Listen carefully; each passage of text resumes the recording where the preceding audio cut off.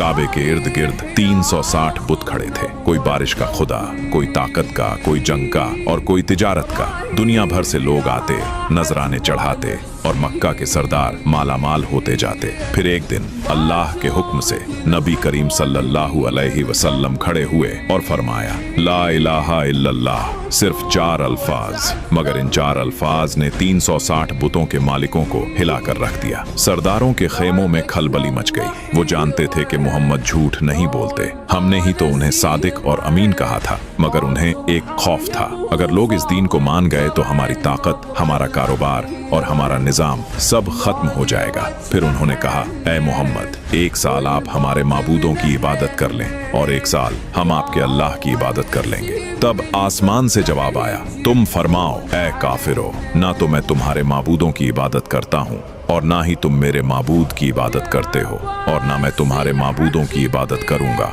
और ना तुम उसकी इबादत करने वाले हो जिसकी मैं इबादत करता हूँ। तुम्हारे लिए तुम्हारा दीन है और मेरे लिए मेरा दीन।